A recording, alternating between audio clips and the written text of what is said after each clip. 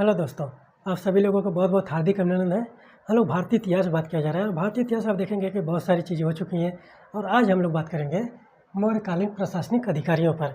यानी कि जो मौर्य काल से संबंधित जो अधिकारी हैं, यानी कि जो सामाजिक अधिकारी हो गए, जो प्रशासनिक अधिकारी हो गए, उनके बारे में बात किया जाएगा।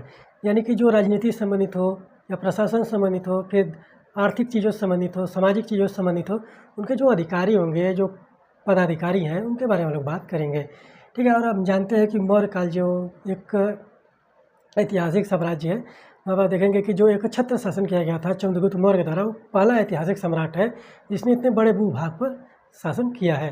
ठीक है। एक पहला ऐतिहासिक सम्राट जो चंद्रगुप्त मौर्य है, वो इतने बड़े भूभाग पर शासन किया था। वो कहाँ से, अफगानिस्तान से लेकर यहाँ पर दक्षिण भारत तक देखने को मिलता है। ठीक है। तो यहाँ पर ध्यान दीजिएगा कि जो अशोक का शासनकाल है, अशोक के शासनकाल में हम लोगों ने बहुत सारी बातें की हैं और आज मौर्य काल का आखिरी वीडियो होगा। ठीक है। इसके बाद हम लोग पहुँचेंगे पूर्वोत्तर मौर्य के बारे में। ठीक है। तो यहाँ पर ध्यान दीजिए कि जिसमें शुंग कर्ण सातवाहन है, ठीक है, उसके बारे में हम लोग बात किया जाएगा। और यहाँ पर देखिए कि जो प्रशासनिक अधिकारी उनके कार्य किस प्रकार से थे और वो किन किन चीज़ों का कार्यभार संभालते थे। तो यहाँ पर जो मेगास्थनीज ने कहा, फिर अर्थशास्त्र में लिखा गया है, कौटिल्य के अर्थशास्त्र में जो लिखा गया है, उसके बारे में हम लोग बात करेंगे। ठीक है। तो यहाँ पर देखिए कि जो मौर्यकालीन मंत्रिपरिषद थी, कौटिल्य ने कहा कि 18 प्रकार के मंत्री रत्नी होते हैं। कौटिल्य के अर्थशास्त्र में 18 प्रकार के रत्नियों का उल्लेख है। ठीक है। 18 प्रकार के रत्नियों का उल्लेख है। ठीक है।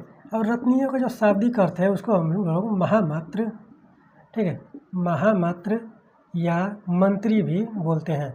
ठीक है। महामात्र या मंत्री भी बोला जाता है रत्नियों को। तो ये कितने प्रकार है? 18 प्रकार है। कहाँ है? अर्थशास्त्र में।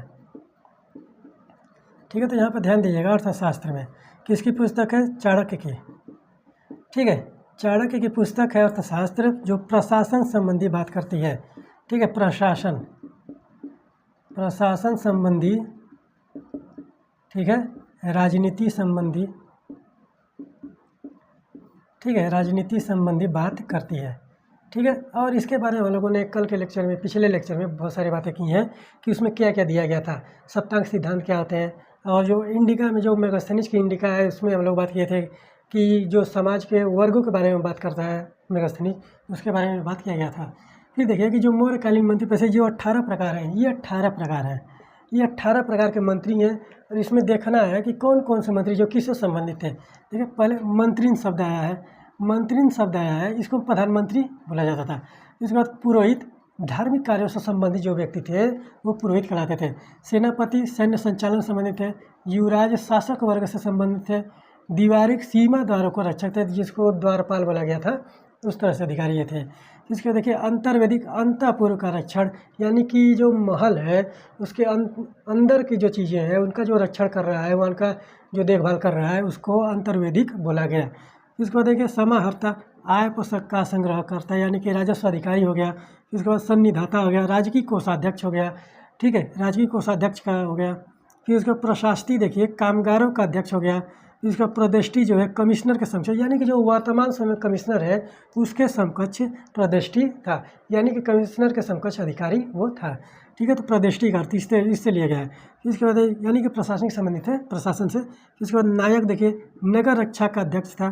पौर, कोतवाल को बोला जाता था पौर। महापौर एक शब्द प्रयोग किया जाता है, महापौर, मेयर हो गया, महापौर हो गया, इस तरह से। तो वहाँ पर जो प्रशासनिक अधिकारी के क्षेत्र में देखने को मिल रहा था कि कोतवाल को पौर बोला गया। इसको देखिए व्यवहारिक एक न्यायाधीश होता था, प्रमुख न्यायाधीश यहाँ पर इसको बोला गया है, प्रमुख न्यायाधीश ने व्यवहारिक बोला गया। फिर कार्मांतिक है, कारखानों का अध्यक्ष हो गया। इसके मंत्रिपरिषद है, मंत्रिपरिषद का अध्यक्ष ही होता है। यहाँ पर जो मंत्रिपरिषद होगी वो क्यों नियम कानून बनाए जाएंगे, कार्य संचालन का उसको अध्यक्ष बनाया जाता है। इसके बाद दंडपाल हो गया, पुलिस प्रधान होता है, पुलिस का प्रधान सेनापति जो होगा वो दंडपाल उसको माना गया। दुर्गपाल, दुर्ग रक्षकों का अध्यक्ष होगा, जो महलों की रक्षा कर रहे हैं, जो द्वारपाल है उनका अध्यक्ष जो होगा दुर्गपाल होगा। फिर अन्नपाल, यानी कि उत्पादन संबंधी जो अनाज हो गए उसका जो अध्यक्ष होगा, संरक्षण करता होगा, उसको अन्नपाल बोला गया। ये है, आप देखेंगे कि ये अर्थशास्त्र के अनुसार 18 प्रकार के मंत्री हैं। ठीक है। तो यहाँ देखिए कि जो वहाँ पर देखिए कि मेगास्थनीज ने जो कहा, कि मेगास्थनीज ने कहा था कि 6 समितियाँ काम करती हैं, जिसमें 5-5 सदस्य होते हैं, यानी कि 30 सदस्यों की एक समिति कार्य करती थी। वो भाग थे भाग कौन कितने थे, 6 भाग थे और 5-5 सदस्य होते थे। वो देखिए कि प्रथम समिति के जो अध्यक्ष हैं, ठीक है, प्रथम समिति के कार्य जो थे, प्रथम समिति के कि उद्योग और शिल्प का निरीक्षण करना, जो मेगास्थनीज के द्वारा कहा गया था कि जो 6 समितियाँ उसमें 5-5 सदस्य हैं, उनका कार्य संचालन किया जा रहा था समाज का, नगरों का। तो क्या होगा, प्रथम समिति का जो कार्य था वो उद्योग और शिल्प था, का निरीक्षण करना था। और द्वितीय समिति का अध्यक्ष जो कार्य था वो विदेशियों की देखरेख करना था, जो बाहर से आ रहे हैं भारत में, उनकी देखरेख करना था द्वितीय समिति का। इसके बाद देखिए तृतीय समिति का जो कार्य था वो जन्म मरण जीवन मरण का जो विवरण लिखना पड़ता, जन्म पत्री की बात की जाती है, जन्म और मरण का जो विवरण रखता था उसको तृतीय समिति रखती थी। और ये देखिए कि जो मौर्यकालीन प्रशासन है वो भारत में भी कितना प्रासंगिक है, ठीक है, वर्तमान समय में भी कितना प्रासंगिक है। चौथी समिति देखिए व्यापार एवं वाणिज्य की देखभाल करता था, ठीक है, व्यापार एवं वाणिज्य का जो देखभाल करता था वो चतुर्थ समिति थी। पंचम समिति वस्तुओं की बिक्री का निरीक्षण करता था कि कौन सी वस्तु कितने में बेची जा रही है, ठीक है। फिर इसके बाद देखिए षष्ठम विक्री कर यानी कि आयकर की बात करता है, को वसूल करने वाली बात करता है, ठीक है, षष्ठम समिति वो करती थी। फिर इसके बाद देखिए कि मौर्यकालीन जो सैन्य प्रणाली थी उसको कितने भागों में बांटा गया था, उसको भी 6 भागों में बांटा गया था, ठीक है। तो जो सैन्य प्रणाली थी, प्रथम जो समिति है वो जल सेना से संबंधित थी, द्वितीय समिति जो है यातायात एवं रसद से संबंधित थी, तृतीय समिति जो है पैदल सैनिकों से संबंधित थी, चतुर्थ समिति अश्वरोहियों की सेना के रख रखाव से संबंधित थी, यानी कि घुड़सवारी जो सेना थी उसके बारे में। पंचम समिति जो है हाथियों की सेना की देखरेख करती थी, और छठवीं समिति जो है रथ सेना की देखरेख करती थी।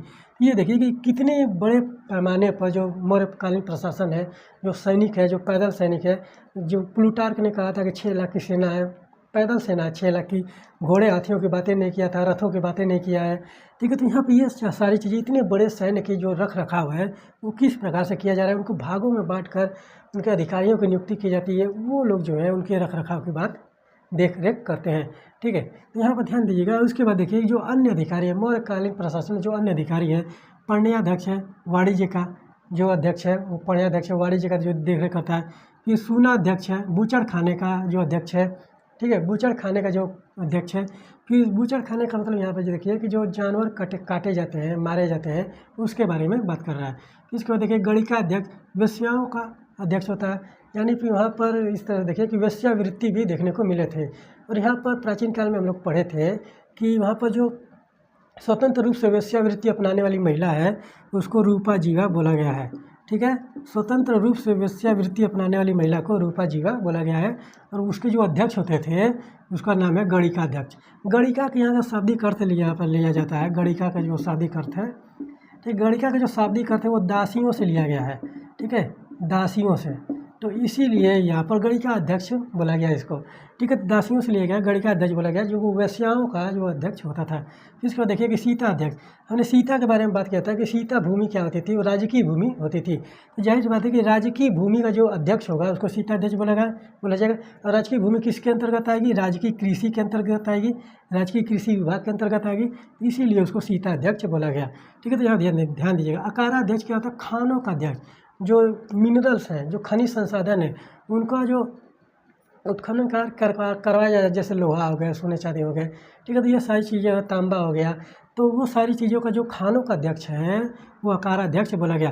फिर उसके बाद देखिए लक्षणाध्यक्ष, छापे खाने का, यानी कि जो कालाबाजारी है उसको छापे मारे जा रहे हैं तो उसके छापे खाने का जो अध्यक्ष है वो लक्षणाध्यक्ष है। लोहाध्यक्ष, यहाँ से लोहा से पता चलता है कि धातु है, तो धातु विभाग का जो अध्यक्ष होगा वो लोहाध्यक्ष होगा। नवाध्यक्ष जहाजरानी का अध्यक्ष, यानी कि जो यहाँ देखेंगे कि नौसेना है, ठीक है, जो जल सेना है उसका जो अध्यक्ष, वहाँ पर जो जहाज़ का निर्माण किया जाएगा वो उसका जो अध्यक्ष होगा नवाध्यक्ष कहलाएगा, यानी कि जहाजरानी का अध्यक्ष। फिर इसको देखिए एग्रोनोमी, मार्ग निर्माण की जो बात की जाती है, मार्ग निर्माण जो अधिकारी है वो एग्रोनोमी होता था। सूराध्यक्ष यानी कि मदिरालय का अध्यक्ष, यानी कि शराब का अध्यक्ष, जो शराब बंटवारा होगा, जो रक्षा करने की बात आएगी, देख रेख करने की बात आएगी, तो उसका अध्यक्ष सूराध्यक्ष बोला गया। फिर एस्टीनोमोई का कहा गया कि पदाधिकारी, इसका जो निरूपण किया गया है मेगास्थनीज के द्वारा किया गया है, ठीक है, मेगास्थनीज के द्वारा किया गया। एस्ट्रोनोमोई जो है मेगास्थनीज के द्वारा शब्द प्रयोग किया गया, वो किसके लिए प्रयोग किया गया, नगर के पदाधिकारी के बारे में, ठीक है। तो यहाँ पे एक बात ध्यान दीजिएगा कि अगर मेगास्थनीज की अगर हम बात करें, ठीक है, मेगास्थनीज किसका राजदूत था? सेल्यूकस निकेटर का। ठीक है, सेल्यूकस निकेटर का राजदूत था। ठीक है, और यह व्यक्ति जो है सिकंदर का थल सेनापति है। ठीक है, यहाँ पर ध्यान दीजिएगा, सिकंदर का थल सेनापति। ठीक है, तो थल सेनापति जो है सेल्यूकस निकेटर मेगास्थनीज उसका राजदूत था। किसके दरबार में आया? चंद्रगुप्त मौर्य के दरबार में आया। चंद्रगुप्त मौर्य के शासनकाल में यह आता है। और इसकी पुस्तक का क्या नाम है? इंडिका है। ठीक है, इंडिका है, जिससे मौर्यकालीन इतिहास के बारे में, प्रशासन तंत्र के बारे में जानकारी मिलती है कि समाज की इस प्रकार से था। और चाणक्य के बारे में जो अर्थशास्त्र, वो राजनीति की पुस्तक है, प्रशासन संबंधी पुस्तक है, उसको अर्थशास्त्र मत लीजिएगा कि अर्थव्यवस्था से संबंधित होगी। तो ये आपके मौर्यकालीन प्रशासनिक अधिकारी, पदाधिकारी हैं, उनके बारे में यहाँ पर हर एक चीज़ हो गया। ठीक है, तो यहाँ पर मौर्य काल समाप्त होता है और कल हम लोग बात करेंगे जो मौर्य उत्तरकालीन सम्राट हैं उनके बारे में। और यहाँ पर जब बात किया जाएगा उनके बारे में, तो वहाँ पर मौर्य काल के पतन के बारे में भी थोड़ा सा आप लोगों को बता देंगे, तो वहाँ पर आप लोगों को सिनेरियो समझ में आ जाएगा। ठीक है, तो यहाँ पर आप लोग नोट्स बनाते रहे, नोट्स को बेहतरीन तरीके से बनाइए, क्योंकि नोट्स बनाना बहुत ही ज़रूरी है। जानते हैं कि कहा जाता है कि विद्यार्थी के जीवन की सफलता की जो पहली सीढ़ी है वो नोट से ही होती है।